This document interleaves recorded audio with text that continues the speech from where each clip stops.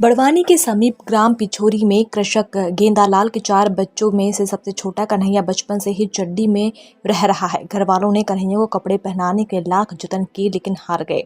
अब Kanhaiya SBN college Barwani में अपने बड़े भाई के साथ बीए द्वितीय वर्ष में पढ़ रहा है। घर में कन्हैया अब भी चड्डी पर रहता है, लेकिन कॉलेज में टॉवल ओढ़कर जाता है। वहीं कन्हैया के कपड़े नहीं पहनना साइको किस्म की बीमारी भी हो सकती है, जिसके चलते कन्हैया को कपड़े पहनने पर कहने पर वह 2 से 3 दिन तक बात नहीं करता। जी, एक विद्यार्थी है जिसका नाम कन्हैया आवासिया है और वो इस वर्ष बीए सेकंड ईयर में अब पढ़ेगा। पिछले वर्ष बीए फर्स्ट ईयर में था, तभी मेरी उससे भेंट हुई, उसको मैंने देखा। और चूँकि आधार पाठ्यक्रम के अंतर्गत योग एवं ध्यान मैं भी पढ़ाता हूँ, तो उस कक्षा में वह विद्यार्थी बैठता था। तो उसके बारे में मैं इतना जानता हूँ कि वो कपड़े नहीं पहनता जैसा सामान्य विद्यार्थी पहनते हैं। वो सिंपल एक चड्डी पहनता है और शरीर के ऊपरी हिस्से को एक टॉवेल से वो कवर करता है। इस तरह की उसकी वेशभूषा है।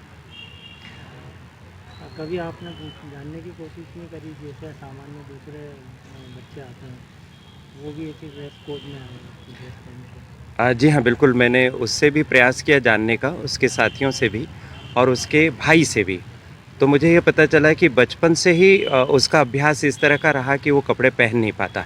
जब भी उसको कपड़े पहनाने की ऐसी कोशिश घर के लोगों के द्वारा या अन्य लोगों के द्वारा की जाती है, तो वो बहुत दुखी हो जाता है, रोने लगता है और वो कपड़े खोल ही देता है। तो इस तरह से वो कपड़े नहीं पहनता। यह भी पता चला है कि उसको कपड़े पहनने से कोई एलर्जी आदि जैसी भी कोई समस्या नहीं।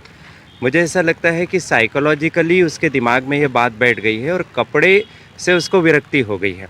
तो कोई मनोवैज्ञानिक काउंसलिंग आदि की व्यवस्था की जाए, थोड़ा समझाया जाए, तो वो कपड़े पहन सकेगा और सामान्य विद्यार्थियों की तरह वह भी कॉलेज में आ सकेगा। सर, कौन सा गाँव से?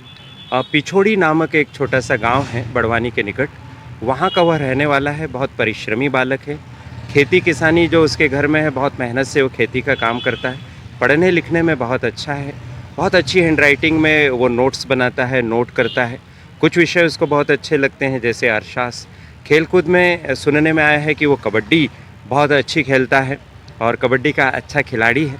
कक्षा में भी जब वो बैठता है तो किसी भी तरह का कोई न्यूसेंस नहीं करता है, बहुत शांति से बैठता है, अनुशासित होकर बैठता है। उसकी वजह से कभी भी कक्षा में डिस्टरबेंस नहीं हुआ कि एक विचित्र सी वेशभूषा में कोई युवक आ गया है पढ़ने तो कक्षा का वातावरण बिगड़ जाए, ऐसा नहीं है। उसके साथी विद्यार्थियों को भी अब यह बात समझ में आ गई कि वो उसी तरह से रहता है, तो सभी उसके प्रति आत्मीयता का